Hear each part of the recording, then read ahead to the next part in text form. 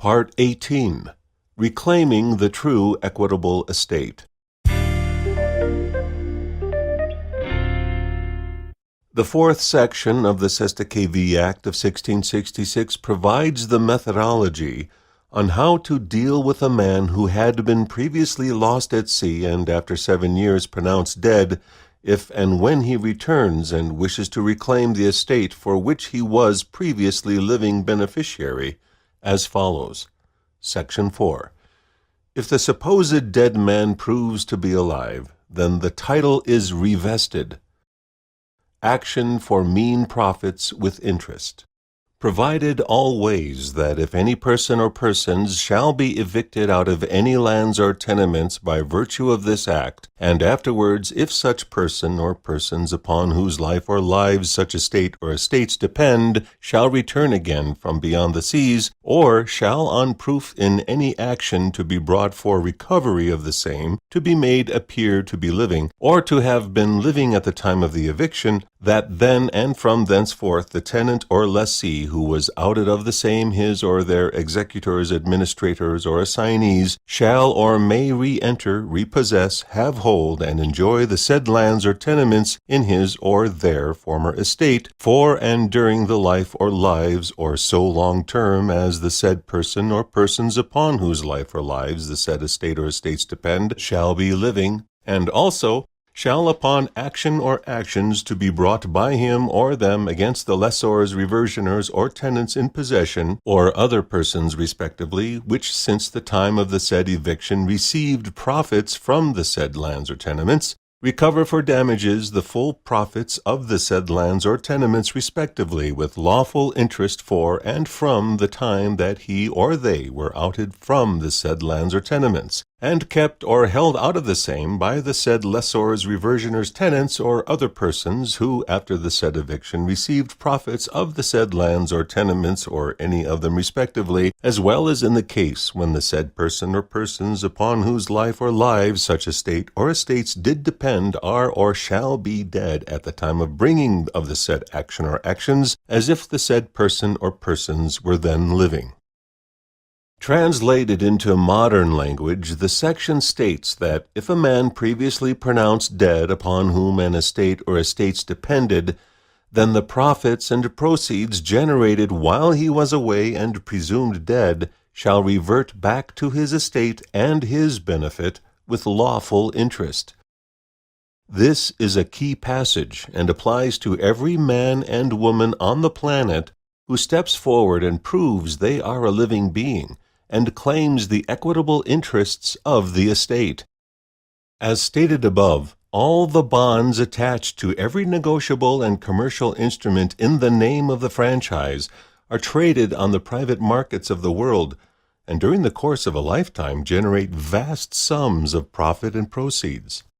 The bonds themselves are debt ledgered against the value of the underlying estate, and upon closure of the decedent estate must be settled. What remains is a reversionary interest that must revert back to the estate and to the benefit of the living beneficiary. This is the true equitable estate of every living man, woman, and child on this planet, remaining hidden and ready to be claimed, if and only if the living being has removed the shackles of the decedent estate and bonded surety status. It is only those who have done so who have the status and standing to claim the estate. The equitable interests held in the estate far exceed the outstanding public liabilities or private bonded obligations.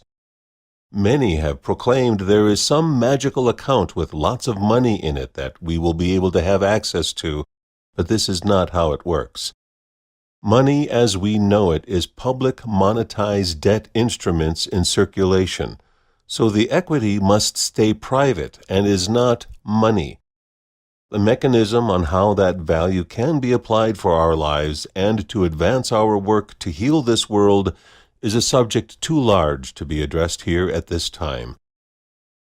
To claim the estate requires that one prove they are alive and have returned from the status of being lost at sea.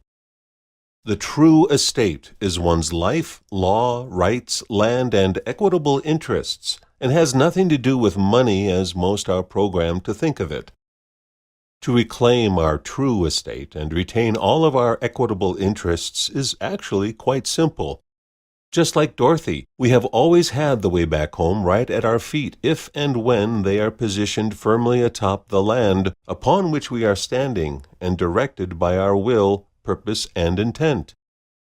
We don't need ruby slippers. Bare feet on the free, dry soil of the earth will do. The entire realm of fiction is the royal estate. The concept of royalty is a false premise that does not exist anywhere else in this universe, and is the hierarchy of false authority that almost all have been seduced into believing is real. The system operates upon the function of our abandonment of the estate and their acts of maritime salvage and claim within the scope of their law of the sea. But there is nothing in law or creation that prevents a correction of errors and mistakes done by ignorance or omission. That is our power. Therefore, we correct our mistakes, rescind the attachments, binding oaths, and restrictive vows, and terminate the adhesion contracts. Once done, we must move the estate forward in a process known as probate, to settle the claims and liabilities that have adhered us to the realm of the dead through bonded debt. Probate is derived from the Latin probare, which means to prove. This means that in a probate process, all who have a claim must prove their claims before settlement, and lacking proof, their claim will not be honored. This is easy too. Simply claim and retain the beneficial rights and equitable interests of the true estate once correction of status and proper standing is achieved. Express new trusts. Appoint public officers as trustees as they are already bound by their oaths to uphold the public trust. Perfect the equitable interests by completing the handshake of all those offers to contract we previously left on the table abandoned, and all the deeds of trust that have public debt and private equity derived from the underlying equitable estate attached to them. Place those deeds in a private and special holding account and compel the trustees to settle the waters of commerce. They are in the realm of the dead, so let the dead tend to the dead. That is their job, and they have volunteered to do it. Thank them for their service, remain at peace. Remember, there are no enemies when we have removed ourselves from the field of battle, and allow them to settle the claims, liabilities, and responsibilities of the dead.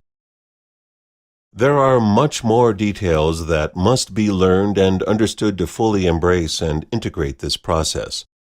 Paramount to it all is the understanding that this is a process of self-transformation, not a linear process for the sole intention of gaining some sort of monetary gain. This reflects on the question of what is one's starting point, what is the true purpose and intention of one's wish to gain freedom and be the directive principle of one's own life. For the Pantera de Oro Private Society, this purpose and intent is stated in our Declaration of Intention. Towards this fulfillment of intention, we have developed the status correction process developed by and built by the Pantera de Oro Private Society and accessible to members through the Gemstone University, which we consider to be the most comprehensive course available.